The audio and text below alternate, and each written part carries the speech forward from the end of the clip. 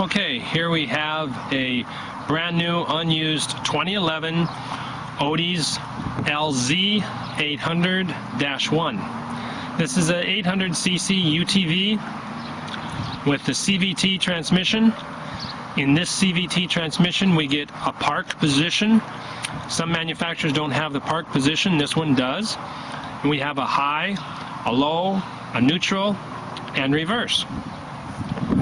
Now, where this one rates, this particular Odes here on this 800cc, this one's really more about power and performance, as we have found from Can-Am. We have some specifications from their newest brochure. The Can-Am 800cc unit produces 71 horsepower. The Arctic Cat Prowler 1000cc produces 63 horsepower, and this Odes right here at 800 cc's produces 60 horsepower. That's almost as much as a 1000cc Arctic Cat. I guess that means Arctic Cat's not working very good. You have the Polaris Razor, which produces 51 horsepower, but a Polaris Razor is really not a UTV because it doesn't have a dump box on the back of it, does it? You got a Polaris Ranger, the Polaris Ranger 800 UTV, nice machine, puts out 47 horsepower. The Kawasaki 750 puts out 45 horsepower. The Yamaha Rhino puts out 40 horsepower. Now this Odes is a Yamaha Rhino clone. They clone the Yamaha. Many parts are interchangeable, but they've made some improvements, which is good. One thing, obviously, is they improved the engine from a single cylinder to the V-twin, which that gives us our 60 horsepower. Of course, they had to increase the drivetrain to take that extra power, so the drivetrain looks a lot beefier. Your Arctic Cat 700cc UTV, 41 horsepower, and then we're all the way down to the Honda Big Red UTV, only putting out 36 horsepower. Now, when you go to the power to weight ratio, and you look at that, you still have Can-Am out in front at 6.6 horsepower per every 100 pounds. Then you have the Polaris Razor, which is not a UTV because it does not have a dump box on the back of it, at 5.4 horse per 100 pounds.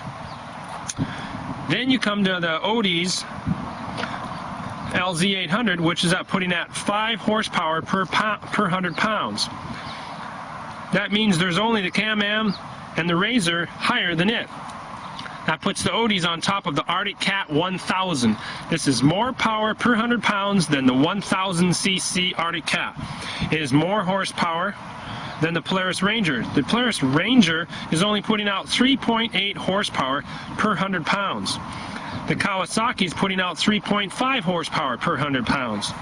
The Yamaha Rhino, which is what the Odes was cloned after, is only putting out 3.6 horsepower per 100 pounds. The Arctic Cat 700 putting out 3.5 horse. Honda Big Red only putting out 2.7 horsepower per 100 pounds. So you can see that the Odes is really all about power. Power for the dollar. That's what this here UTV is really about. As this is a Yamaha Rhino clone, you're going to have many parts that are interchangeable, but thank God they didn't keep with the same wimpy engine or wimpy drivetrain. You have a lot beefier drivetrain in here. And you'll see that there when we look at the drive lines and everything. We'll tilt the bed here, and you'll be able to see that. You also know, if you can go and you look at a Yamaha Rhino, tilt the bed, that you'll be able to see the difference in the drivetrain. I'll get it. Now the drivetrain back here looks to be, this rear differential looks to be exactly the same with the same bolt pattern as a Yamaha Rhino. Where we notice our big difference is when we get to the drive line and universal. You see these great big drive lines here, and then go look at a Yamaha. These are twice the diameter compared to the Yamaha. You'll see that this carries a full skid plate underneath it, the entire length of the machine underneath. is a skid plate all the way along, all the way to the very back. You see the hydraulic assist dump box with the twin shocks, nitrogen shocks on it. You'll see the anti-sway bar here, which again, basically a clone from the Yamaha. They knew they needed a sway bar. That was all pre-engineered. Your A-frames look like an identical match to Yamaha, so you could go with aftermarket aluminum A-frames if you want this thing to really get out there and be all about suspension and stump jumping and breaking your neck.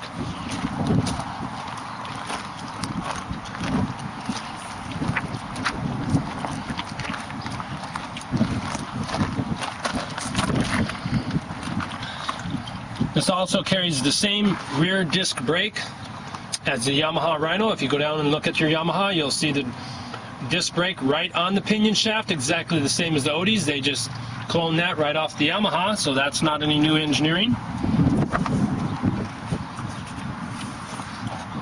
You see the shock absorbers mount in the exact same spot.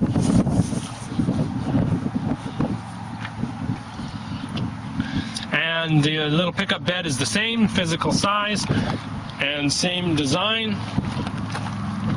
We were even thinking about, we're going to go ahead and get a Yamaha mat, throw the Yamaha bed liner mat right in there.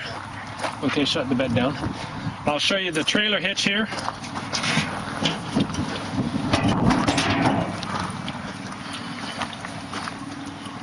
Here you have your 2-inch receptacle hitch, just like you'd have on your full-size pickup. This here is again a clone, looks exactly the same as the Yamaha Rhino in the back. Comes with your 2-inch ball already on it. And as you can see here, the mounts, you study this, go study that Yamaha, you'll see you've got a clone. You see your A-frames, your inner wheel suspension. Nice big muffler on this. This also has a catalytic converter, so it's EPA'd in the state of California. You can run this baby in California. This has a little nicer lights than what Yamaha has, just with the chrome reflectors inside the light, a little bit nicer in there. The machine, the reason why it would look a little strange here is because when they clone this, you see your body width out here, the main frame is wider. Because Yamaha had all that class action lawsuits about rollover. But when they had all these lawsuits about rollover, is about the time that the manufacturer was cloning this off the Yamaha.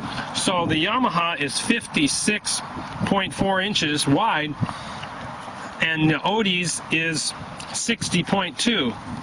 Well, that extra width is what gives you your stability. And the Yamaha had all that rollover problem, whereas the Odes is not having that because of that extra width and stability. Let's go ahead and tilt the hood. Before you tilt that, let me look at the winch, John. Now this winch is optional on here. And this is a remote control winch. It's a 3,500 pound winch. Very nice free spooling winch. You just grab this control right here, like this, and rotate it.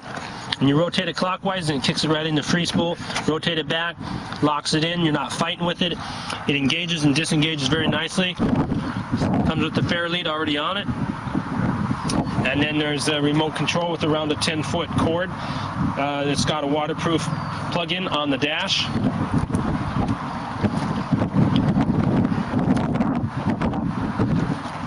Okay, now let's tilt the hood.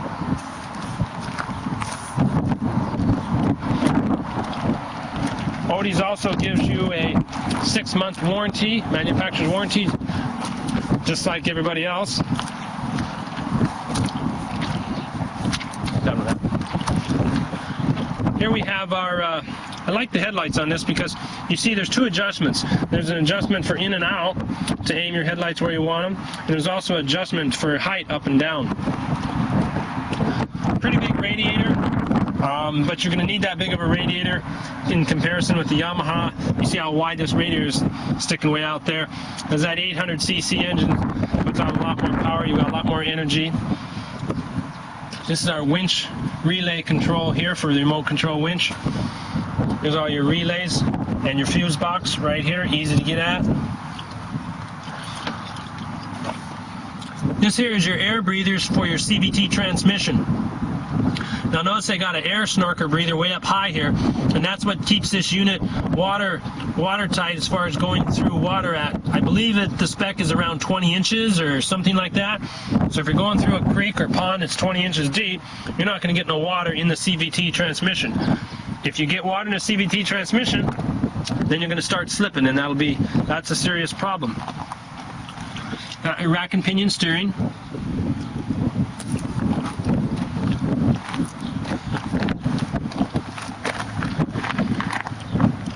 And your A-frames and front drive lines just looks exactly the same as the Rhino. Front differential with push button interlock on the axle.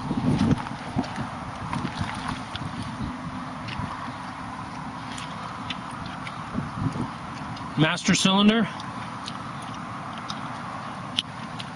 The other side of our radiator. It kind of covers everything in there. We can see the front drive line again here. See the size of the universal joints. We look at the Yamaha, they're physically half that big. Little spindly drive lines, but there again, they don't got the kind of power that we got on it. I mean, you've doubled that up and taken that way up there to 60 horsepower. And a lot more torque. Down under the hood there, you can latch that. You might have a lot of hissing in the microphone because the wind is blowing. Now these side doors here, you can take them off if you don't like that. Or if you're washing the mud out, just open them up 90 degrees to the unit or more and slide them right up off the pins there.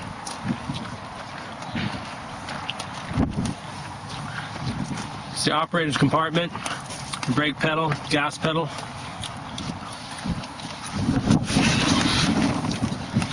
Here's our control for our 2- and 4-wheel drive. Push the button in, you get 4-wheel drive once you're in there. If you want to lock that front axle together, you push the lock on the front axle and it positively locks it. Now all 4 wheels are directly locked together, and you will feel that. Our horn button, our left and right turn signals, high and low beam headlights. Here's our remote for our winch. We put in the winch and you screw it in there like a military connection there. It's a waterproof tight one.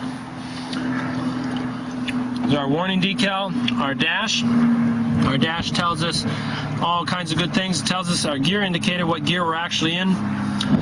Left and right turn, high and low beam, oil pressure.